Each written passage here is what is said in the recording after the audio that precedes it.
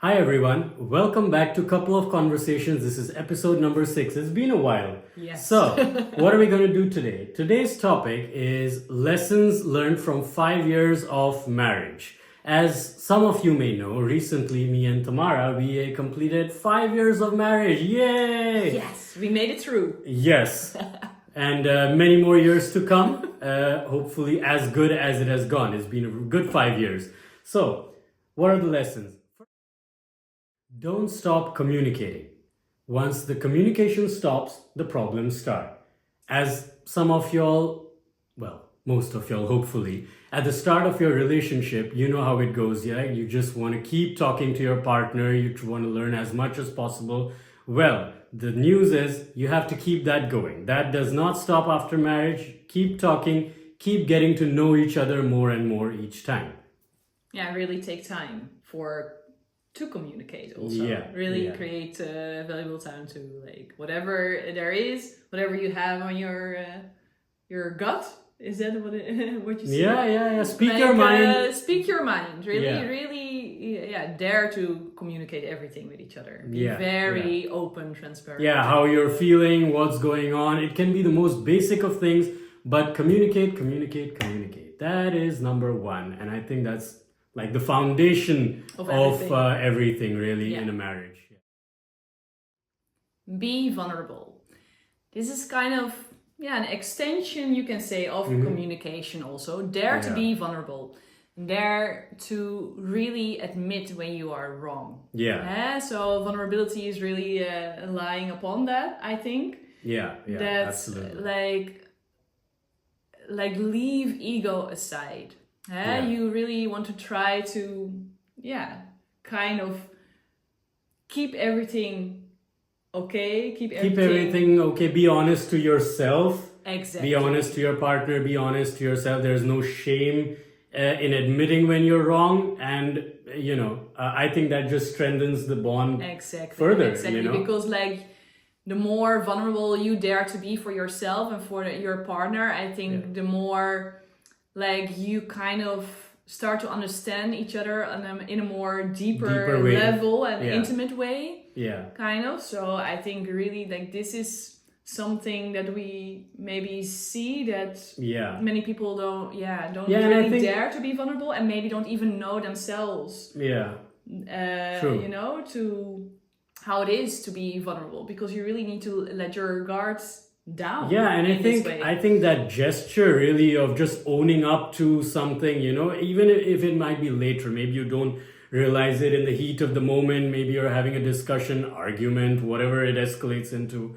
But, you think about it, you realize later, okay, maybe I shouldn't have said that, maybe I shouldn't have done that, maybe I should have been more considerate, whatever it is. But just that gesture of you coming back to it, to your partner and saying, hey, listen, what happened, should have been this, that, I own up to this, or I shouldn't have said this, but, I could have said it in a better way, whatever, exactly. Just the smallest of things, just bringing that honesty to the relationship, it just restores each other's faith that, you are together. Exactly. Learn each other's love languages. Now, this can actually be an entire separate episode to explain. Like, some people are familiar with the concept of what is your love language. It's broadly said that people express love in different ways and understand and feel love in different ways. So what are some of those ways? So you can say words of affirmation, physical touch, gifts, quality time, and acts of service. So, for example, words of affirmation, some people you need to really speak out how you're feeling. So that's when you really feel, okay, my really partner feel really loved. loves, you feel loved, Yeah. exactly. Yeah. For some people, words is not enough. They find it the gesture of your partner surprising you with maybe a gift, maybe an experience, a trip, whatever, but something related to gifting or, experiences. So that can be one way. For some people, it's really the physical touch, you need more hugs, more kisses, intimacy, whatever, that's when they really feel, that the love is strong, let's put it that way. And for some, it's not just about little gestures, it's more about how much time and quality time that you're spending together. And for some, it's acts of service, meaning your words are not enough. Just giving me a hug is fine, but what are the actions that you're doing to show? What are you doing maybe in day-to-day life or so? Just being thoughtful, basically, in a way. Your actions reflecting how you're considering your partner. And you can have all of these, but I think what it's trying to say when you say identify is that for many of us, one of these might be the more dominant one. Yeah, it's really nice to like maybe figure out with your own partner what it is, because like recently, actually this week, we had a discussion. What are our love languages really? Yeah. So and makes us think also. Forget about your partner. It's like you kind of sit back and think, wait a minute. So what are my love languages? What is it that How do I express love, and how do I feel loved? Because even in that there can be a difference. Yeah. Like how do you show love yourself, and how do you receive? How do you feel being loved? So I think take some time with your partner and really start reflecting upon this. I think it really helps. Yeah. Because sometimes that can be the disconnect. Like, everything, there's no major problems maybe, but for some reason you're just not feeling so loved. And why is that? Well, maybe your partner is more with the words, but like you are like, okay, but like, can I also get a hug I need a bit that touch. more? Or Or we're not spending enough quality time together. We just see each other a little bit like while through the day between work or after work or whatever your schedule is. But you're not really setting some quality time apart, whatever that quality time is. Or you hear a lot of words and loving words, but the other person is not doing anything, for example. Exactly. And then the other person feels like, okay, I'm doing everything by myself. Correct. So in that way, then maybe for that person, it's like the acts of service, and like if you do something, help along a little bit, then that person feels loved. So really try to figure out what it is for you guys. We had, I think, 4 of them pretty strongly, and one or the other is more dominant, but they were kind of I think a little bit like overlapping each other. Yeah. So it was interesting to get to know that. So try to figure that out with your spouse. Huh? Keep showing affection. Please. Please. I think especially when you are parents, I think that's like a tricky part. Yeah. Like in the sense of you will forget it because of all the practical things going on. You're just being lived by life and just doing everything kind of on the autopilot, you can say. And I think, sorry, you continue first, So I think it's very, very important to just have these little touches in between, and just a small hug, or that you just look at each other for some time, even if your children are running around like crazy, or that those little affection moments create those moments in between your daily life, even if you're in the middle of some tasks, you're just doing something, you're keeping something in the house or something, and hey, it's nice to get a nice surprise. Suddenly your partner just comes and gives you a nice hug from behind. Feels good, right? Exactly. Feels very good. So keep that alive, I think. And just one quick thing to that, because we mentioned about when you become parents, but I think for some couples it's also after a few years have passed being in the relationship, right? Maybe you were a little more, you would display your affection a little more maybe in the beginning of your relationship, whereas for whatever reason you became too comfortable, you're too distracted, you take it for granted, whatever, and those moments have now started becoming lesser and lesser. So don't forget, keep it up. Yes. Plan couple time.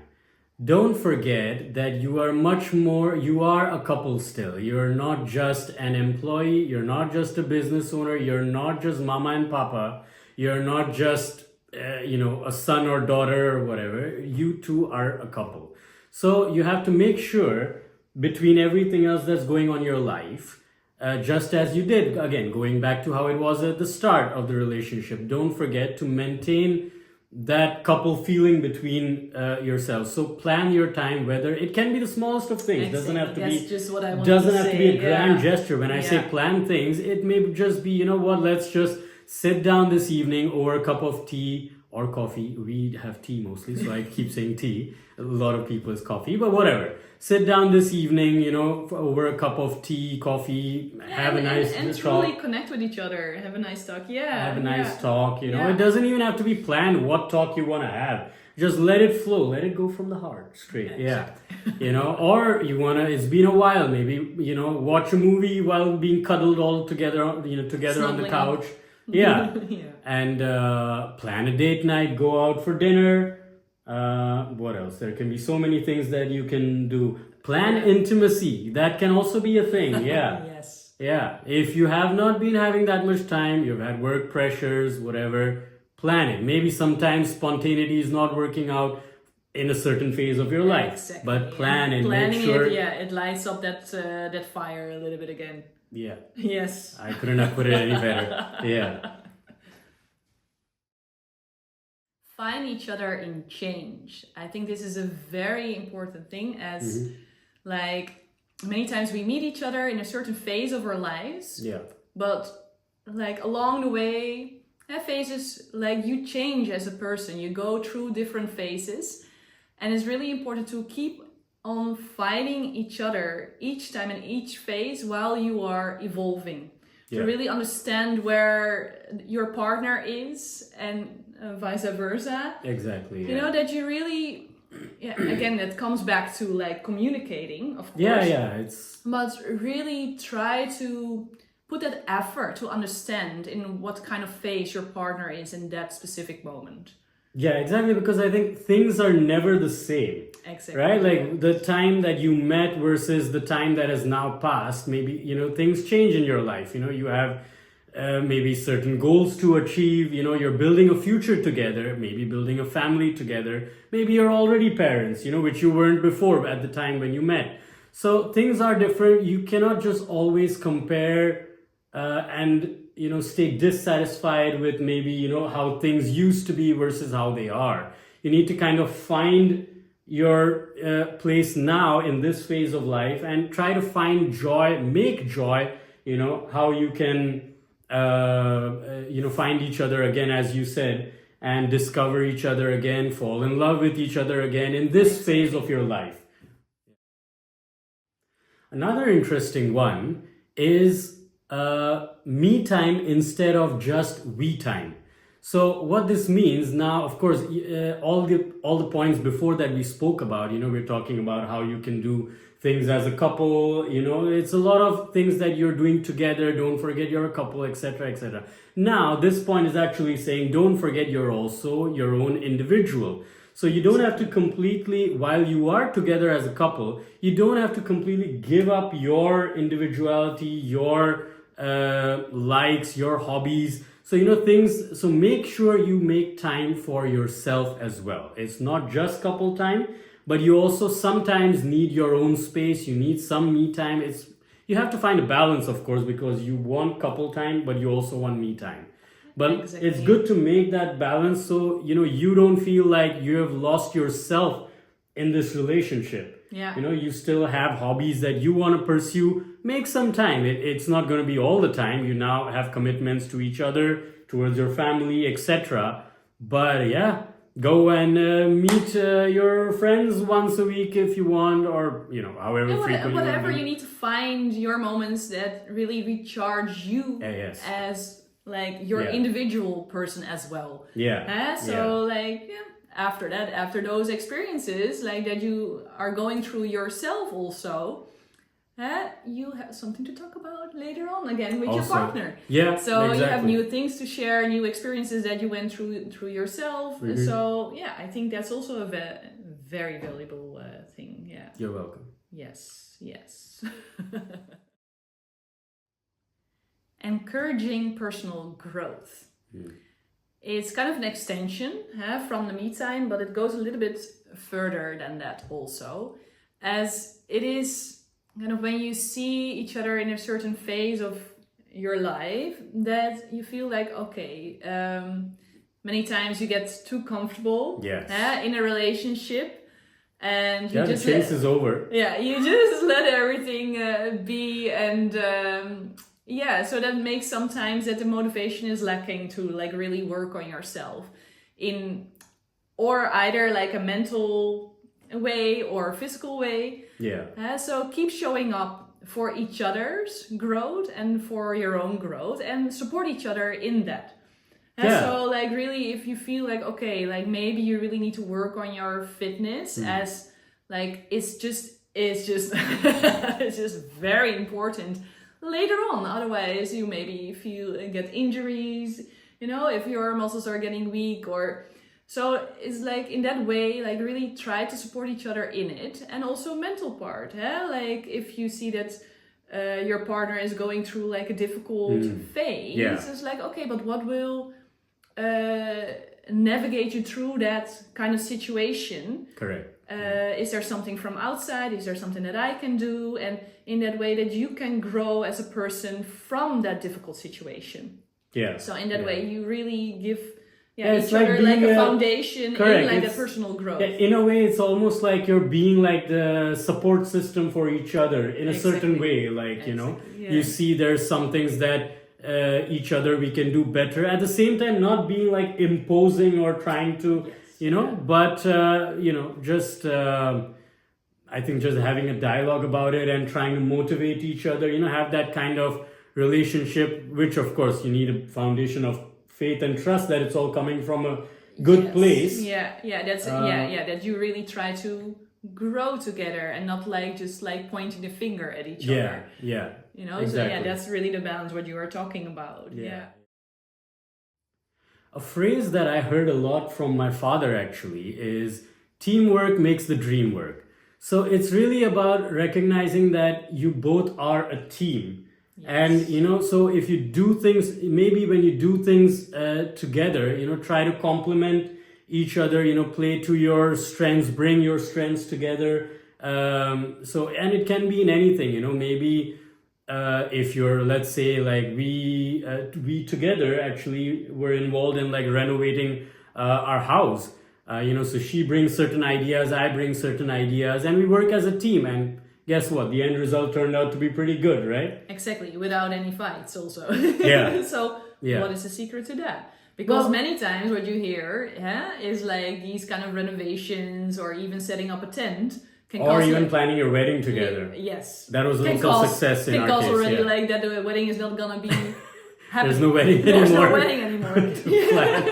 Exactly. Yeah. So and we did that too. So well, I think that a part of that is, again, like when I say teamwork makes the dream work, that's exactly what it is. Like when you are in a team, you keep your personal ego aside and you're looking at the bigger picture. What are you both out to achieve? Yes. And that's how you... And I think you are aware of each other's skills. Yes, and exactly. You know when to put those skills like in at the right moment, kind of like I think it's like letting the if you're able to really identify who is better in which area, you can still be a support, you can give your feedback and everything, but what comes easier which one exactly and especially like I don't know if this puts it in a different aspect when we say this, but like, because today there's also a lot of this debate of like, it's become this world of like men versus women instead of men and women, coming together to work together in the world. It's strangely become a whole, and I can understand why. There is some history to it, why that is the thing. But in the end, I think if we all want to really make things work, if we want to have a world full of peace and harmony and live together, spread love, we're going to have to find a way to become a team. We need to like combine the yin-yang again. We're going to have male-female energy. We need to work that together. Yeah, we're going to have to be part of the same team and not competing teams. Exactly. In a way. Yes. Accepting imperfections. As many times we try we have certain ideas in our head about how a person should be, and that many times brings that we have to focus upon what is missing instead of what is present. And I think accepting each other's imperfections, accepting that person exactly as they are, while of course still like working on each other's growth, but like take the whole package instead of like trying to mold that person into something that you want them to be. Yeah, and I think what you're saying is also like you have to kind of evaluate your marriage or your relationship as a whole. Like, so none of us are going to completely satisfy all of the criterias of our partner. Like, maybe, you know what, maybe it's like you get 90 things out of 100. That's a pretty good score already. 10 things you got to let go. All right, fine. My partner is a little lazy in this aspect. But but you gotta overlook it. All right, fine. But guess what? We have a great relationship. We're